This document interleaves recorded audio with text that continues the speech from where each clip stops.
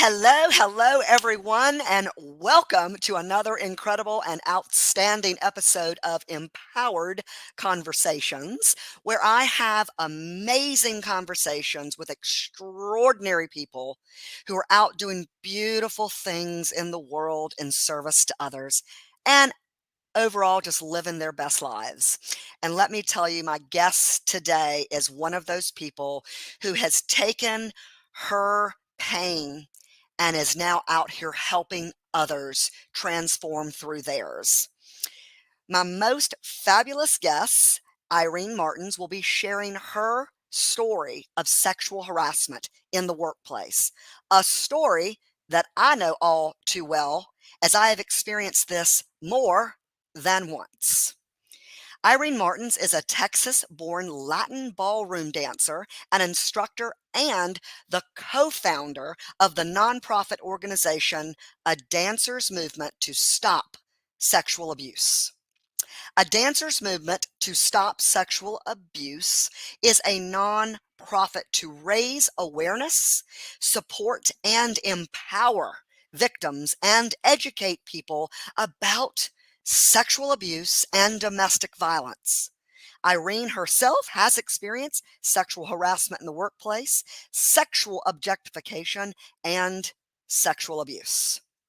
Her goal is to bring this topic to the light to inspire other women to speak up about their story and ultimately put a stop to sexual abuse. Guys, drum roll, please. Hell to the yeah. Help me in welcoming my guest, Irene Martens. Hello, Hey, everybody. Stephanie, girl. hi. How are you doing today? I'm great. How are you? Yes, How are you?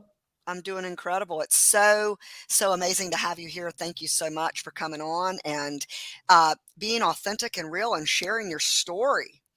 No, thank you so much, Stephanie, for providing this opportunity. It's always wonderful when someone wants to highlight this topic and talk about it.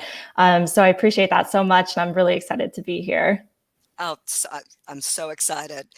So, Irene, my very first question, because I like to get real deep, I like to know and feel the why, all the why of why people do what they do, specifically those who are out here through what they've been through, helping others. So, what epiphanies, like, I know you've experienced sexual abuse and sexual objectification in the workplace, but what all has inspired you in your life to take this action to co-found this amazing organization? Yeah, absolutely. So, yeah, like you said, aside from my experience of sexual harassment, sexual objectification, and also sexual abuse, that was something that opened my eyes to this. But really, I can go a little bit back in time to before the nonprofit was founded. When I was in the middle of my, abuse experience, I almost didn't even know what was happening to me. It's like I didn't have a real definition. I didn't have a real awareness. I just knew whatever I'm going through was really bad. And so what opened up my eyes to see what was happening to me was actually my partner, Jean Dorf. He's the founder of the nonprofit. He was making posts about this topic. He's always been very vocal about it, which is why I also feel it's important to be vocal about it. So he was making posts about what is sexual abuse. He's also an abuse victim himself. He was a child abuse victim. So he's posting about it. What is sexual abuse? What does it look like? What is it like when you're going through it? And I happened to see it and I was like, oh my gosh. This is what's happening to me right now. Yeah. Like I didn't even realize it before. So seeing that really clarified it for me. And then from there, it was sort of this journey of discovering like, wow, this is everywhere. Like I think that you and I had talked about previously, this is just everywhere. So I started to see the effects of it in my family. Different people who have been through different things. I've seen it in the effects of it on my friends, women that I meet. I have yet to meet a woman who has not been through some form of sexual harassment or sexual abuse. Every single woman I meet is like, oh my gosh, I can relate to that. And so just together, Jean and I were like, this needs to be talked about. This needs to be, shared. This needs to be healed. So we really realized that we wanted to do something deeper, and that started the nonprofit. And from there, it's just, it's been a journey of trying to help people and try to talk about it. So. Yeah, I absolutely love that. And, you mentioned that, and you had mentioned this when we were talking earlier, that you've yet to meet a single woman in your life that hasn't experienced some form of sexual abuse, sexual objectification, sexual harassment. And, at the end of the day, what do you think, the cause? It's like we can say, okay, that's wrong, don't do that. And people instinctively know, yeah, that's wrong. But what is the reasoning, in your opinion? Why do you think that it's such? Because you also mentioned, when you and I were talking about, being a waitress, and it was there, and you just assumed that was normal because of the industry that you were in. But then you realized it was in fine dining. Then you realized it was in the corporate world. Then you realized it's everywhere. #MeToo really has brought that to light, how prevalent it is, regardless of what you're doing. So what do you think, in your opinion, is the core reason why is it happening? So it's hard to highlight exactly why it's happening, aside from the word shame. So there's a lot of shame around, there can be a lot of shame around sex and sexuality in itself. And this shame can cause us to want to go into dark corners, dark circles, dark places. And that's where the sexual, abuse can emerge. But in relation to that, sexual objectification is a huge reason why sexual abuse happens.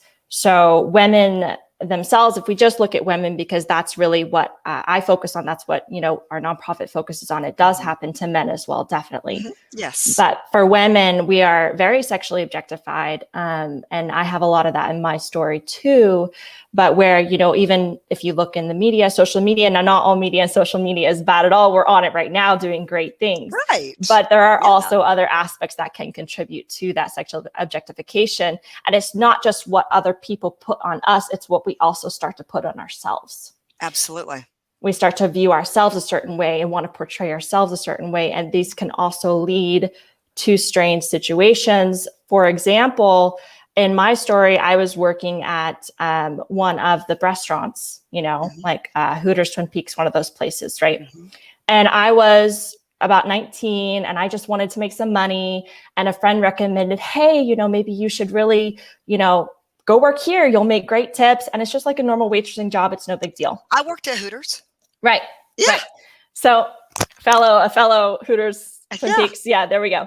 So I went, and the first thing I did, of course, was an interview. There were 2 male managers there, and they asked me a little bit about my experience. That part wasn't so important, right?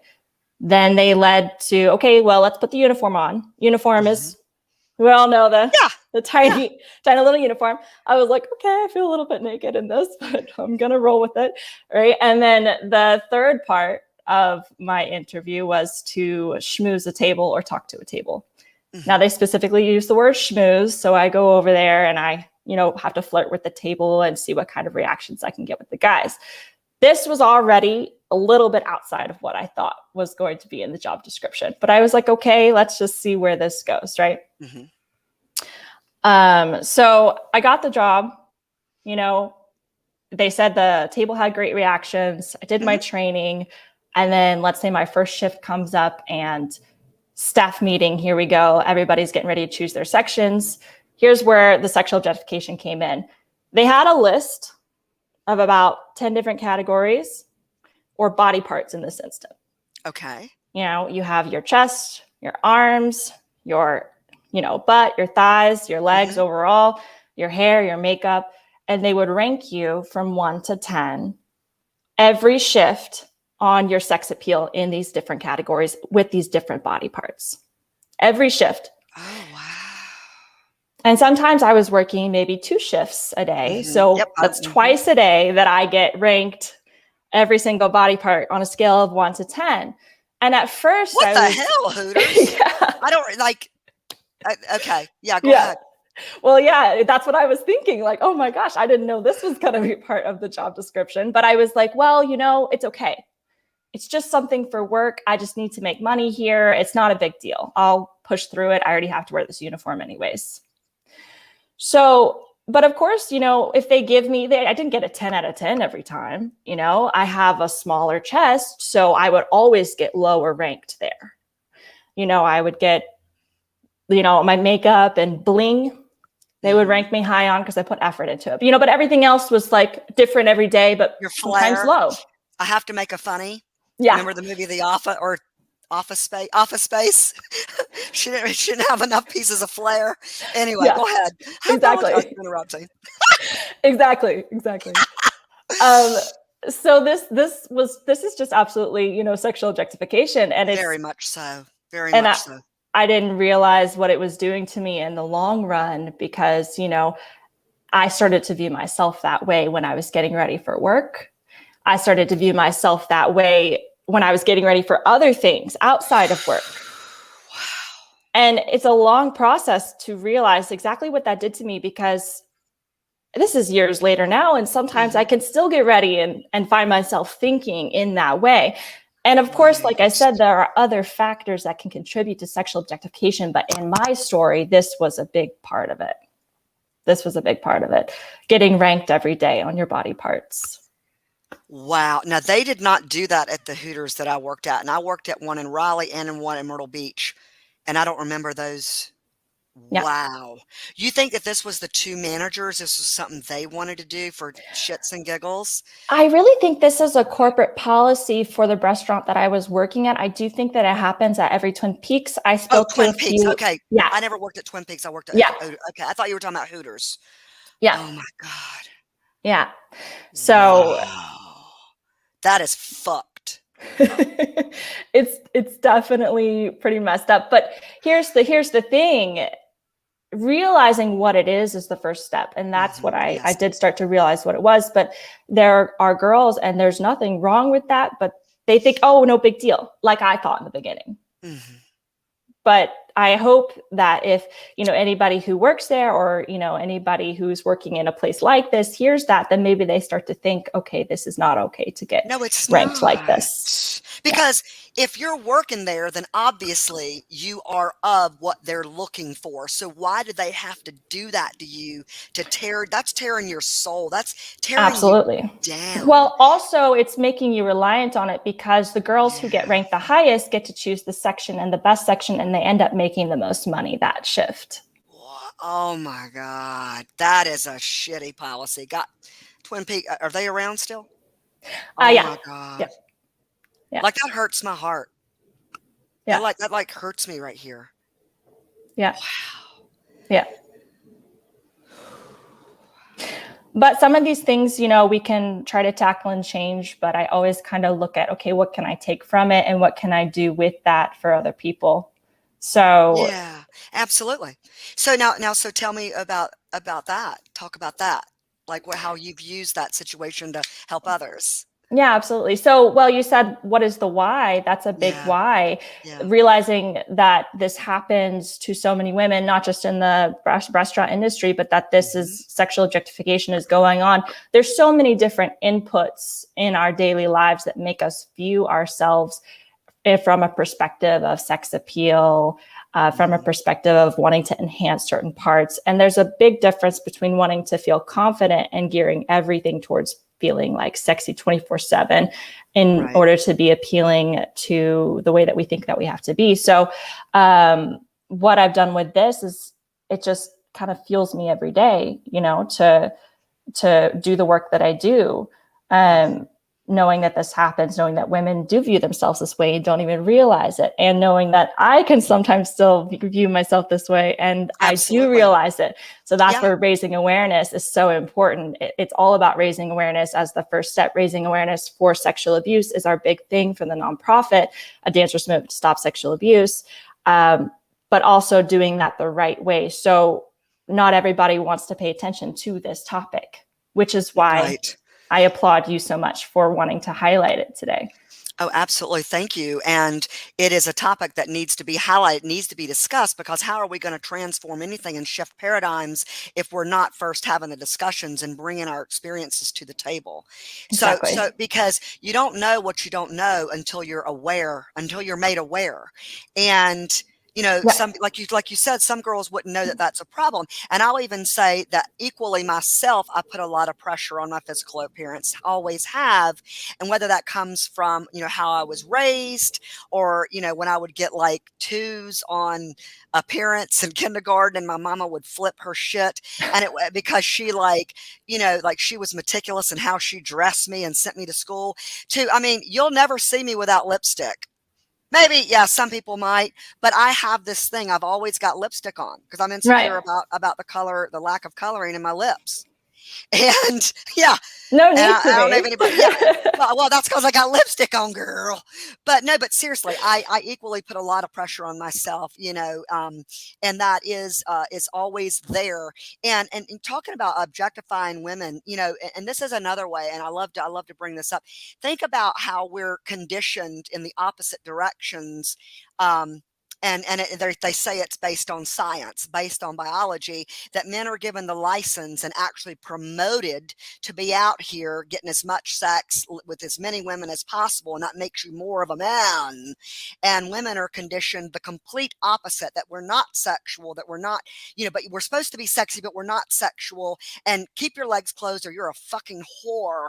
And it's like sluts and hoes and bitches and our sexuality, everything about us that has to do with sex is degraded and suppressed and made to be dirty. And it's like, when you think about it, if men are conditioned this way and they're going that direction, and women are conditioned this way and they're going that direction, you try to put that together, that is what creates toxic sexuality. And so, because nobody's thinking for themselves, they're only doing and acting, or not nobody, but most are thinking and acting and doing based upon what they think they should, but based upon what they've told. And we've got some great comments, and I just want to. So Siobhan says hello. She jumped on right as you started talking. That's why I got all excited. Leslie says hi, cutie. Love your glasses. Thank you. Leslie also says, Irene, you are adorable. I'm sad to hear this, and so sorry that happened to you. I'm glad you are recognizing your high value. Yes. And sharing to help others. Gotta run, but blessings to all. Thank you so much, Leslie. You are fabulous, girl. But yeah, it's like, and I'm just, in my opinion, based upon my life experience and what I see and what I've encountered and what I read and what I, just like the awareness I have to what's going on, it is because of there being the scientific basis or this biological basis, and it's based on bad science and incomplete scientific data that is conditioning us in these opposite directions and making us feel dirty and shame.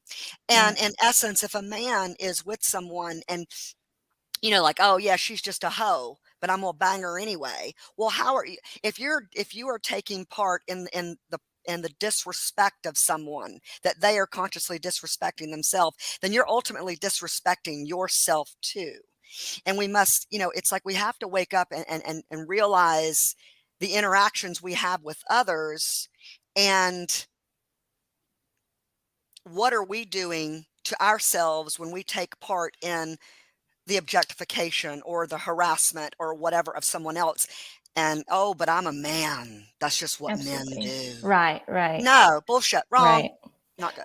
Right. Absolutely. So two things that can definitely contribute is adhering to generalizations, like you're saying. So status quos like this is, I'm a man, this is, what I do. And also like terminology, how we address ourselves and how we address other people, like you're saying, especially when talking about sex or the whole sex culture, we have a lot of terminology that is just not helpful, like you said, especially towards women. It's become common lingo. Yeah, it's become common lingo. And I get it. Like, it can be funny, it can be comedic, it can be lighthearted. Yeah. but we have to also look at how we are talking about ourselves and talking about other people. Yes. Thank you. That was the most important. Talking about ourselves. Talking about ourselves, because how you see others is a direct reflection of how you view yourself. And the more self-knowledge and self-aware, self-love, the more you're going to permeate that out into, onto others. It doesn't mean that you're going to be perfect. No one's perfect or will live perfect lives or never make a mistake, but it's about like the worth and value. And I love how Leslie says that you see your high value. And that's one of the biggest reasons that I do my podcast, or why I'm a life coach, why I'm a mindset coach, is for people to see their value and worth, because everybody has it. But it's not I can't tell you how worthy and value you are. I can tell you that all day, but you have to feel that. Right. Absolutely. You have to feel that. And I think that one of the first steps to feeling that, like you're saying, is stepping over the shame, or at least recognizing it. Recognizing it. Yeah. It's such a prevalent thing for specifically, women who've been through any kind of sexual abuse, sexual harassment. That shame builds up, especially if you don't talk about it and you don't acknowledge it, then that shame builds up. And then before you know it, you're a life coach, so maybe you can relate to this, but before you know it, it's blocking you from achieving the things that you want to achieve. And you can't even always understand what is blocking you. But most of the time, if you go back to it, if you've been through sexual abuse, it's that shame and it's that experience. So that's why that's actually one of the things that we do. We have 3 things in the nonprofit, 3 pillars, right? Yeah, tell us. Yeah. So the first one is to raise awareness, like I talked about. Raising awareness through dance and art is one of our biggest ways, because we realized, because there's so much shame on this topic, people don't want to talk about it. So we use something beautiful like dance. We use something beautiful like art, music. Anyone who creates can contribute and help us raise awareness. And through that, we talk about this issue. Also, of course, through, I think this is art too, podcast, communication, connecting, right? Yeah, absolutely. So that's our first pillar. And then the second one is, like we were just talking about, we want to coach and empower victims of sexual abuse. And that's where our founder, Jean Dorf, that's where he really steps in. He's our life coach on board. And I think I said before we founded the nonprofit, he has already been doing this work. His story is actually pretty tough. It's he was a victim of child abuse from the age of 7 to 12 by his uncle. So it was repeated.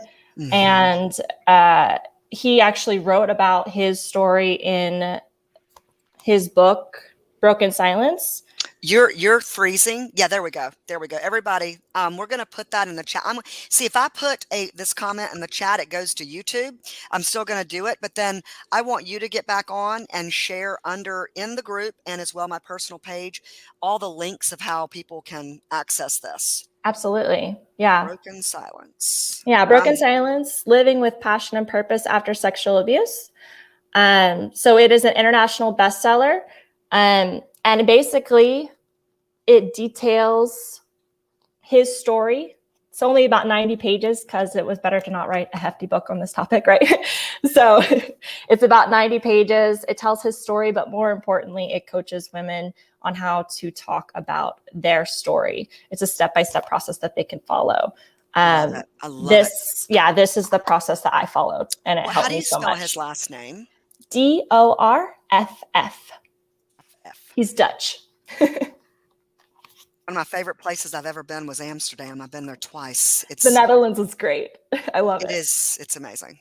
Yeah. I side topic here. I have not explored Amsterdam very much. I've been to other parts of the Netherlands, but Amsterdam is still big on my list. Yes. Oh my God, the food. Like I love just about, well, I don't know that I've had every ethnicity of food, but we had Thai, Japanese, Chinese, and it's not like it is over here. Right. Indian, Dutch, of course, American, their version of American. Yeah. Oh my, like, I remember we went to this Indian restaurant and I thought, it was just like the most amazing best Indian food I'd ever had in my life. And it's like, because the ingredients are so pure. We went to the Windmill Village. We went to the oldest castle in the world. And it was just such an incredible, and I've been twice. So it's been an incredible experience. Hey, we got another comment. John Corbellini says, thank you for telling your story. Your story is your resume. This might not sound right, but you can use your experiences to reach others. That's exactly what we're talking about, John. Yep. And him and I are going to be talking this afternoon. I'm bringing him on. He's a life coach for men, and bringing him on the podcast hopefully next week. But that's exactly what we've been talking about, John. And hopefully you'll go back and watch from the beginning, is how she's using her personal experiences to realize that she is just as beautiful, valuable, and worthy. And she's using that to teach others their worth and value, and to move them away from shame, because there's no reason to feel shame. Right. Yeah. Absolutely. Shame is like one of the worst, most hurtful things that, we can feel.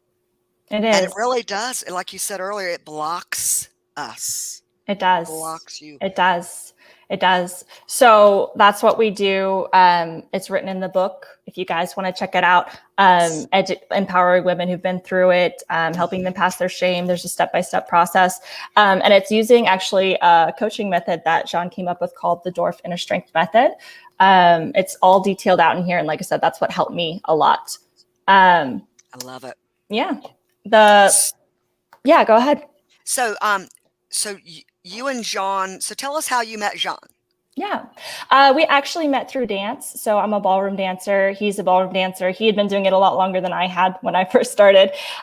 So he was actually teaching me through my dance journey, and then we became dance partners. So, and partners and nonprofit partners and everything else. So, and that's like where he started to share, and then you started to share, and then y'all created that together, right? Yes. Yeah. He had this calling that he felt that he had to share his story. And I was kind of like, I had already been through what I'd been through, but I was like in a point, like, I kind of want to forget about it, but he was like, no, I really need to write my story. And I was like, really? We're just ballroom dancers. I thought we wanted to focus on dance. And, but he felt compelled to do it, and he wrote it. And that's where we started to create this idea of a dancers movement to stop sexual abuse, and how we could help more people with it. Yeah. That's wonderful. Yeah. And guys, she's in Dallas, Texas. So have you ever thought about expanding that to maybe create more like of an online presence as well? Ways that you could, because like because we're all like in the age of being on internet, computers and connecting that way. Have you ever heard of Koya? I have not. No. Oh, girl, I've got to introduce you. Yeah. And that's all about like the rise of the queen within every female. And it goes back to remembering your queenness. Like you're remembering, again, your worth and value. That's at the core of everyone. But this is, more for women. Koya means queen. And I have a couple of girlfriends that teach that. And we've done, since the pandemic, we've done online Koya. Oh, cool. Yeah. Girl, yes. You have to send some more info over to me on that. Definitely. Absolutely. But to answer your question, yes, definitely. We are in the process of expanding. That's actually more my role in the nonprofit. So Jean is the coach. He's the founder. I'm the co-founder. That means I'm also into the marketing and networking, connecting with the right people. That's kind of how you and I connected, right? Yes. So our goal is to have very much an online presence. A lot of the awareness that we do right now is through social media. So right now we have a movement called #Artists Against Abuse. So we have a really good network of dancers from all over the world, who are essentially helping to raise awareness with us. They are sharing some photos and videos and quotes and reasons why they support us, and it's going great. We've had some really high-level dancers jumping on board with us, which is just amazing. I don't know if you're familiar with ballroom dance at all, Latin ballroom. I'm familiar with it. I've never done it, but I'm very familiar with it. Yes. Yeah. So it's a small world in a sense, but at the same time, it feels so big because it is everywhere. So we have some dancers in Australia. She's actually a dancer, teacher, and an author herself. So she's supporting us. We have some dancers in the Netherlands, of course, where Jean is from, also in Austria and Germany and other countries, just kind of branching up. So we're trying to create this online web of artists who support us and want to help us raise awareness. So that's just one of the ways that we're expanding online. Girl, I love that. And I actually do have a friend now that I'm going ding, ding, ding, ding, ding. She was in a very abusive marriage, and she teaches ballroom dance. I've actually done a ballroom dance class with her. I need to get you in touch with her. I'm not going to say her name, but I'm going to reach out to her after this. And John Corbellini says, I'm curious, I may have missed it. What was your turning point when you chose to go from victim of abuse to your experience empowering you to do what you do now? Not sure if I asked that correctly. Yeah, absolutely. Good question. So my turning point, and like I was saying, after my abuse and after my experience, was first realizing what happened to me through seeing that new definition of what is abuse. Abuse is any sexual experience that you went through that you did not want to happen. Right. So that opened my eyes. And then from there, working together with Jean, the founder, building the nonprofit and seeing, it's been a journey. I mean, this nonprofit is just a couple years old, but just seeing the effect that we can have on other women who've been through this, seeing that it's happening everywhere. And that really is my turning point, because it's very easy to become self-obsessed. Oh, I went through this. Oh, this is so hard on me. My turning point is realizing other people have been through this and we need to help them, and it needs to be about them. Absolutely. Did that answer your question, John? And that goes along with the numerous times that I have experienced sexual harassment and, sexual abuse in the workplace. And I know so many women who have, and, I was fired. I was the one terminated. And I know so many, stories of other women who had a similar story, and they just kind of walked away with their tail between their legs, whereas I stood up for myself and I fought each time. Good. Oh yeah. I'm glad you did. But I'm not gonna, this is not about me. So that's all in my autobiography, guys, which you're going to be hopefully reading soon. Looking forward to, yeah. But yeah, I mean, because again, it's like the self-awareness and the lack, of doing away with the shame and realizing that it was an experience and that there's value in you sharing, because it is so prevalent. And again, it's like we were talking, #MeToo brought to light that it is so prevalent. And I shared with you, I don't know if it was on the podcast or right before, to watch the show Veep. VEEP. It's Julia Dreyfus. She's wanting to become president. She's the vice president. But from start to finish, the show, what happens with the barrage of insults, the barrage of sexual innuendos and sexual talk and sexual harassment, in politics, up in the White House. I mean, it is so... It's not just in, Hooters waitressing. It's not just at Twin Peaks waitressing. It's not just at your diner waitressing. This is prevalent everywhere. And my big thing is why? Why? Because it's toxic sexuality. It's toxic sexuality. And where does the toxic sexuality, where is it being bred? What is the cause? That is where the root cause is, where we need to dismantle, because that's where the shame lies. Because men are taught the shame as well. Because if you're perpetrating something against someone that they're not asking for, that they don't want, I mean, what are you doing to yourself? What are you doing to your soul? Right. Absolutely. We must take personal responsibility for how we show up, because how you show up and treat others is how you're ultimately treating yourself.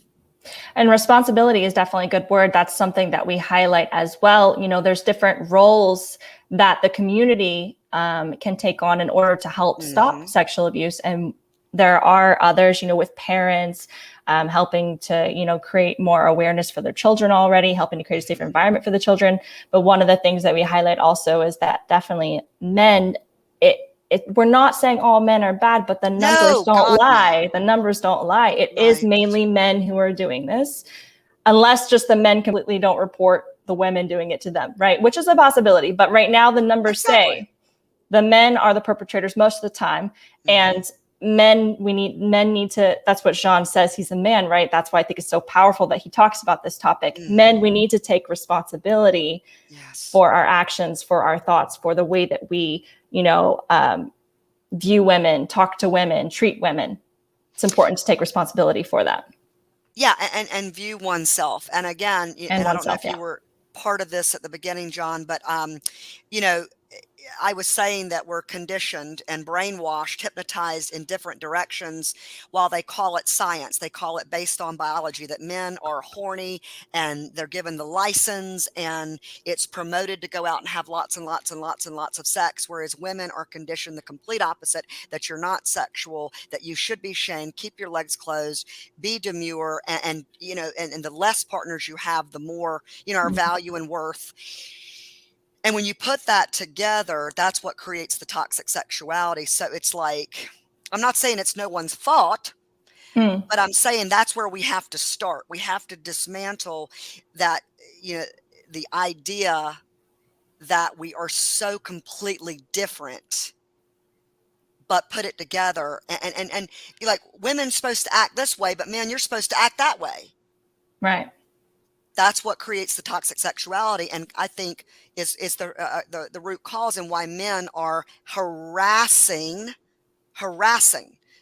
and acting out in a way that someone's not asking for them to act towards them. Right. And I see John has another question in the comments. I was hoping we could address that really fast. Let's see. Yes, I did. Yes, it did. I'm assuming you created new, more enforceable boundaries for yourself? ? Yes. Yes. I wanted to talk about that with my experience in the restaurant industry. So working as a server at Twin Peaks, and that's one of the things that I wanted to talk about actually, is how my boundaries got shifted more and more and more. So when I first started working there, I'm not saying I had great boundaries, but I had an idea for what would be okay to happen and what would not be okay to happen. We all have that, right? But that's the hard thing about working for your tips.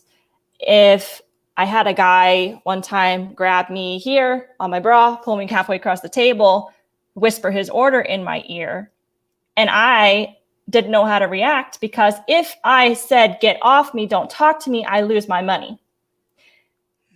That's where your boundaries start to get shifted when you're in an environment like this, where you're reliant on those people to make your living, right? And not every table was bad like that, but there were quite a few instances. Oh, right. Yeah. It starts small, and it started with the, ranking of my body parts that already shifted my boundaries. Then it went into maybe a guy says a comment I don't like and I don't say anything. That shifted my boundaries. Then it goes to, someone, pulling me across the table. Then it goes to someone smacking, parts that they shouldn't. Then it goes to these other things. Next thing you know, you're like, am I really just a waitress anymore? And your boundaries are totally shifted. And actually, that's why I met my abuser, the person who raped me. I met him there, and I was more open to him than I would have been before this experience, because I allowed my boundaries. That's my responsibility, right? I'm not putting it all on them. I allowed my boundaries to be shifted over and over and over again. So I love that John highlighted this, because it's so important for women to realize. This is what I tell like my little sisters and my niece and everybody: have your boundaries set so clear, because that is also your responsibility. And then of course, if someone steps over that, then that's when it's abuse, that's when it's rape. But you have your boundaries. And I also allowed them to get shifted over and over again. I left casual dining, I went to fine dining, and we talked about this. The sexual harassment didn't stop, because it's everywhere. My server manager, he was almost worse. He would get up in every woman's space. He would smack my butt as I walked up the stairs. He would do all these things. But here's the thing: he had power. If I said stop, I would lose my tables, lose my money, right? And this is what happened. So I talked to the other girls who were working with me at this restaurant, and they all had the same experience, but they were all terrified to speak up. Right. Same as I was, terrified. They wouldn't. They said, "Nah, maybe I will. It's okay. Maybe he'll stop." And that's the voice that was going on in my head too. I did speak up to the owner. He said, oh my gosh, I can't believe this is happening. He went and talked to the other girls, confirmed it all. He suspended the guy for a week. Oh my God. Then he came back, he did all the same things, so I left, right? But that's what I'm saying. It happens, and it happens all the time. We can't stop it, but we can speak up about it, and that should stop it. That Absolutely. should stop it. It should. It should. And but if he got what reprimanded. happens most oftentimes. He got a slap on the wrist. Right. But what I take away from that, and what I hope that the other girls take away from that, we have to have clear boundaries. And since then, absolutely, John, it's been a process. It's not an easy thing. Once you let those boundaries get shifted, it's hard to reinforce them. But I've set my boundaries, even to the small things. Right. If something feels wrong in me, even a comment, even, the way someone touches me in a small way, I practice speaking up about it, because I know how easy it is for those boundaries to get shifted. And that's when the things happen to you. That's when I met my abuser. That's when I went through rape. Like, that's when that happens. So it's just noticing, keeping your boundaries nice and clear. Doesn't mean you have to be like a hard ass. You can still be soft and vulnerable with good boundaries. Absolutely. But yeah. I mean, and again, this is not a man-hating conversation. No, in not any way, at all. shape, or form. I love men. Most of my experiences with men have been great. My daddy is wonderful. My brothers are wonderful. My uncles are wonderful. Most of my gut friends have been guys most of my life. Right. But I've had, the bullshit experiences in the corporate world, But John says this is an incredibly important conversation. I hope that men are listening. Thank you, John. I wish I could call in and talk to you. I don't type that fast. John, well, you know what? Next week, I hope next week you can come on Empowered Conversations, and we can certainly talk about anything and everything you want. I'll be listening. Yes. Oh, yes. Irene will be here listening and commenting too, I'm sure. So, but yeah, this has really been an incredibly empowered conversation. Thank you so much for being here and being like real and authentic and sharing your truth, and you never know who was listening. And I'm already like brainstorming like who I'm going to be connected. I want to connect you with my girls who teach Koya. I want to connect you with my girlfriend who teaches the ballroom dance, and who I know she was in a really abusive relationship. Anything else, girl, that you'd like to share with my audience, with my audience? Yeah, I mean, I feel like sometimes I could talk about this forever. Let's do it. But I ain't got anything to do till later on tonight. No, but I mean, yeah, I think that everything that we've talked about, what I want to highlight, and maybe I've already done that, but I always like to make sure that it's really clear. You said the word responsibility, and that is what it boils down to. We have a responsibility to ourselves to speak up about this, and also to other people, but also to talk about it, even just for yourself. That's why we highlight it's so important to tell your story. We actually say, we have a movement as well that says, I tell my stories so there is one less story to tell, because as you talk about this, hopefully it raises more awareness, and then we don't have to keep telling stories of abuse over and over again.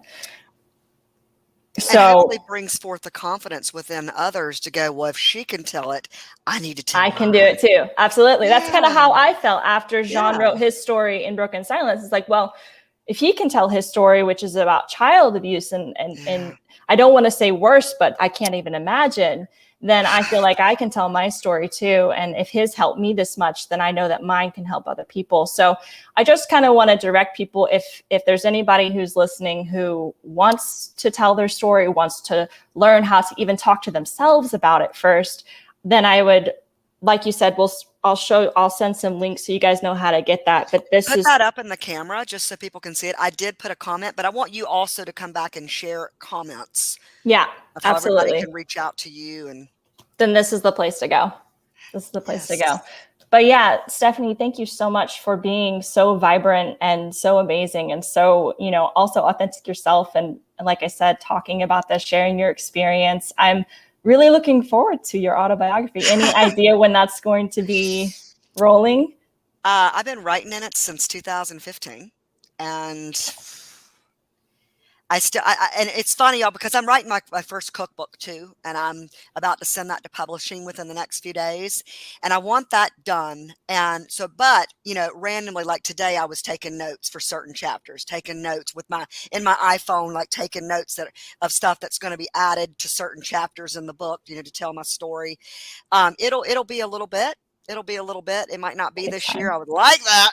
But yeah, it's funny because you're going to be able to, you have it in paperback form, hardback, whatever. I'm going to have audio, but I'm also going to record myself on video reading my story. I think that's going to be Okay, yeah. Yeah, like funny, or because it's the title of it is "What the Fuck," and it's the emoji like this. Yeah.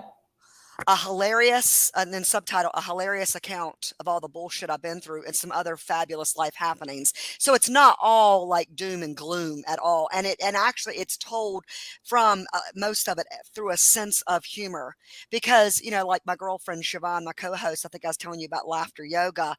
And then I've got another girlfriend who heals through humor.